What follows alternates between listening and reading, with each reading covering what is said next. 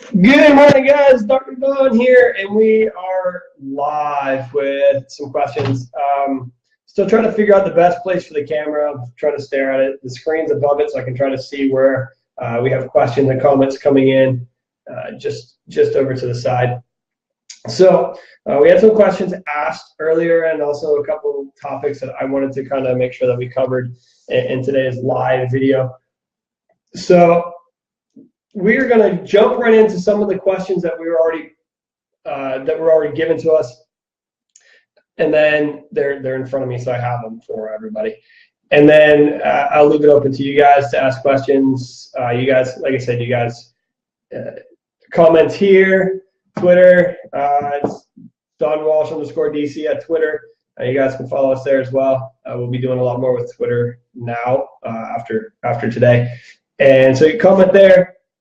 Just ask questions, but the biggest questions that we typically get with weight loss is the first one is, what's the best diet? I don't know which diet to follow. Do I follow the Mediterranean diet? Do I follow the South Beach diet? Do I follow this diet and that diet and this diet? And it's confusing. I'm confused when people ask me this question, mostly because there's so many.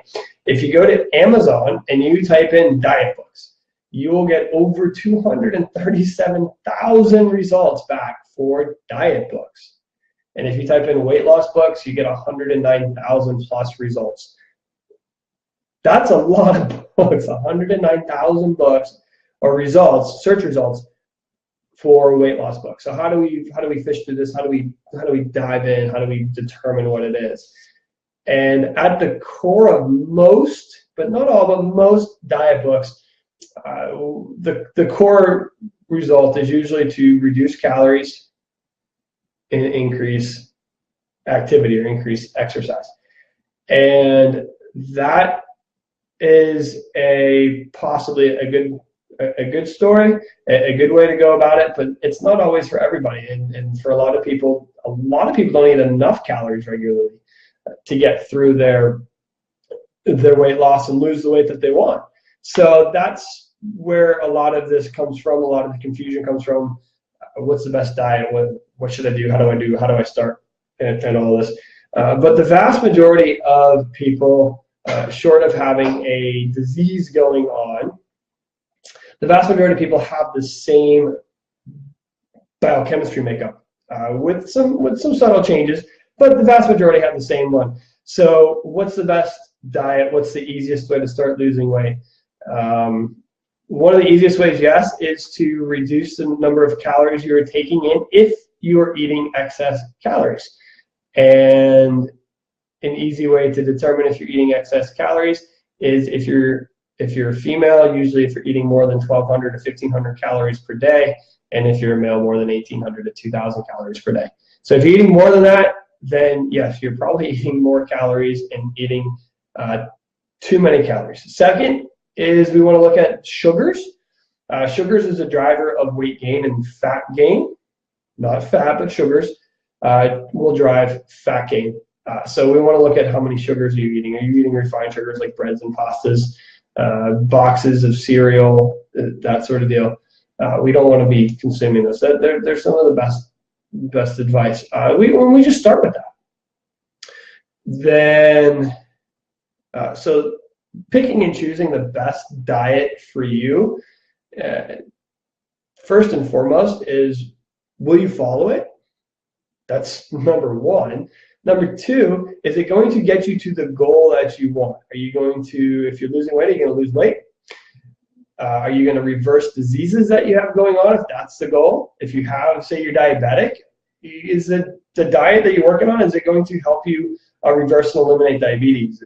If you're dealing with psoriasis, there's ways of eating and there's diets that actually help us reduce and even eliminate the symptoms of psoriasis, the scaliness that you get, the inflammation. It actually, we can reverse it with diet and some supplementations.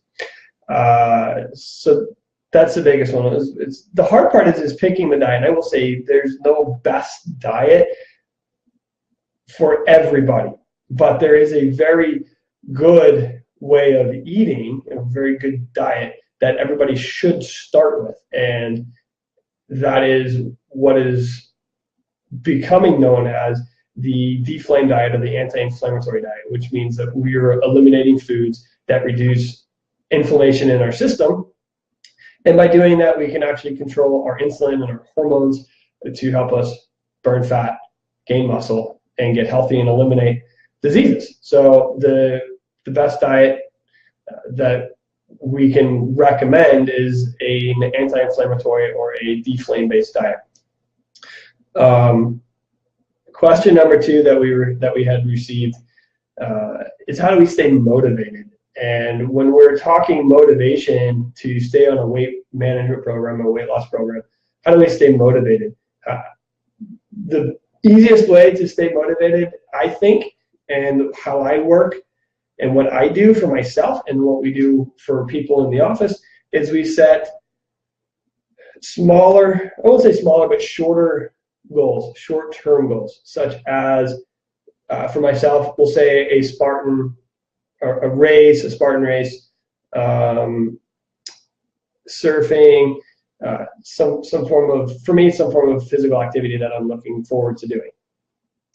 And that keeps me motivated to stay on track with my nutrition and stay on track with my exercise, so that when I get to that event or that experience, that I'm ready to go. I'm as healthy as I can be. The second way that we work with is, while we're reversing diseases, is we track with blood work, so you can see the actual reduction in the restriction, or I should say the reduction in our inflammatory numbers. You can see your A1C number coming down. You can see your glucose numbers coming down. And having those targets and those goals that we can obtain, and then you stay motivated with that. Another one is to use pictures. We have, when we have people losing weight, we have pictures. We have starting pictures, and we have, if you've ever been to that weight before, we have goal pictures. And so we use pictures, so you can see where you were before and where you are now, and you can see the progress that you're going on. So that's part of the easiest way to stay motivated, is just use smaller goals. Pick something that you are really looking forward to as either a reward or a goal. Focus, reward or a goal. And such as, I'm going to go buy a new suit when I finally get to this weight, or I'm going to go buy some new clothes, or I'm going to reward myself with a spa day when I get to the said weight. So little rewards and big goals actually make motivation a little easier to maintain. On the topic of motivation, though, is some people will lose motivation when we hit plateaus. And so plateaus are when you stop losing weight or you stop losing fat and you haven't changed anything that you're doing. So everything kind of just, you hit that, I'm pretty stable and I'm not changing, but I want to continue to change. I want to continue to make these differences. So another question is I'm stepping on the scale the last 3 weeks and it hasn't changed. I haven't seen a pound off in 3 weeks. So what do? First and foremost is we want to make sure that we're monitoring body fat percentage. So if we're monitoring body fat percentage and you're eating properly and you're exercising, when we do those together, is you gain muscle mass by the exercise and you lose fat by the little bit of the exercise, but mostly by the foods that we eat, by the nutrition and the diet. Then sometimes you will gain muscle and lose fat at the same rate, so the scale itself doesn't change. And that can happen to anybody at any given point in time. So we want to monitor our body fat percentage, and we do that once a week, sometimes every 2 weeks. And we do that so that we can see if we are gaining muscle and losing fat, but the scale doesn't change, that we're still making progress to the direction that we want to go to. Second is we journal or track everything that we eat, consume, drink. Pretty much I use the word as anything that you put into your mouth, whether it's food, candy, vitamins, minerals, medications, water, juice, alcohol, whatever you're consuming, you need to be marking down and journaling.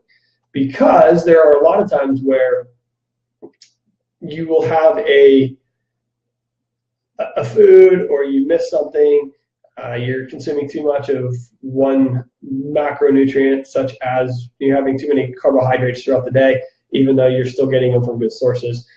You cannot be getting enough fat in the program. You might not be getting enough protein. And so the body just, it can't quite do what we're wanting it to do. The second is we find little hiccups where you cheated on Monday with a little thing, which probably wouldn't have hurt you, but then you cheated on Wednesday and Thursday with something else. And that's too many times. And the body just, it can't handle the small cheats.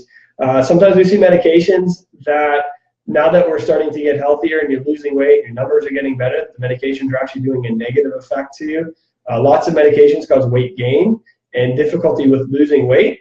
And so we see those as well. And if that's the case, then we work with your medical doctor to try to get the medications situated and squared away so that the medication itself isn't the culprit. And then finally, we check your exercise. Are you exercising too much? Are you exercising not enough? Are you exercising wrong? There's proper exercise that we do to help burn fat faster than traditional weight training or traditional cardiovascular cardio training, like the runs, elliptical, treadmill, bikes. There's ways of doing exercise properly that helps to do that. And if all of those are good and we're doing all of that properly and yet we're still hitting plateaus, then we go into what we call plateau breaking. And there's a couple ways of doing that. One is we can do between a 24 to 72 hour water fast where you consume nothing but water, which for some people seems really, really scary, but it, in fact, actually works really, really well. And it helps to reset the body, puts us into ketosis. Ketosis is our fat burning metabolism that we have, and that's really where we want to be. And it helps us get there, and it also helps us maintain that for longer periods of time. We use things like cold therapy, the cryo tanks. Now that we have a lot of places have in town, we have the cryo sauna in New Smyrna. We also can use ice baths. We can use ice packs. So things to reduce the body temperature a little bit to help stimulate metabolism. So those are two of the main ways that we work with plateaus in our office. We also we'll completely drastically change the nutrition in your profiles just as a shock to the system. Same thing with exercise. And we had a really good, now I have this one up on the screen, so give me a second to look at it. We had a very, very good and a very impressive article that came out this week, actually. I think it came out this week. I will put a link to it in the comments so that you can actually read the entire journaled article, the published article if you want. But I'm going to read you just kind of the highlights that I came out with. So the research, the results of this study of over 130 adults in 18 countries over a period of 7 years were extraordinary. Yeah, this is some writing. Those who ate higher carbohydrate diets were associated with a 28% higher risk of death than those who consumed the lowest. That means we need to reduce our carbohydrate intake. The risk of death was reduced by 14% in those consuming the highest levels of saturated fat. So eating more saturated fat reduced your risk of death by 14%. And then it also, and it reduced by approximately 20% in those consuming the high levels of mono unsaturated fats and polyunsaturated fats. Those are things like fish oil and coconut oil and avocados, those sort of fats, almonds. So higher consumption of saturated fat was also associated with the lower risk of stroke. I think this is where a lot of people are going to get a little confused because we're told that fats are bad and that cholesterol is bad, and we just have a 7-year study with 130,000 people that just showed that you reduce your risk of stroke by consuming saturated fats. So the authors actually concluded that global dietary guidelines should be reconsidered in light of these findings. It's a well-designed, comprehensive study and the evidence that the community has been waiting for, considering the frequent pushback from the low-fat movement.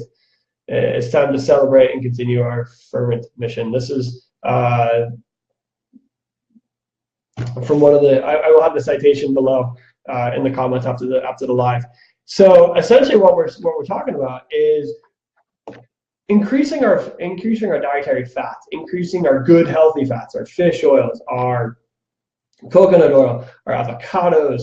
So consuming those actually helps reduce our risk of diabetes. It helps reduce our risk of strokes. It helps reduce our risk of early death compared to those who don't consume those, but consume high levels of carbohydrates, which is what the old adage was. It's high carbohydrates, low fats, low protein, lots of green products, lots of all this other processed junk. And we wonder why we're having such a problem. We've known this for years, and we're finally getting lots of research for the pushback against the high carbohydrate diet. So those were all of the questions we had. So, all right, guys, I appreciate it. Look forward to helping everybody. We are right at 16 minutes. It's a shorter Q&A than we normally do. So we will have another Q&A with another topic soon. And remember, guys, I will have that link to the research if you want to read it yourself. So, all right. Till next time, guys. See you soon.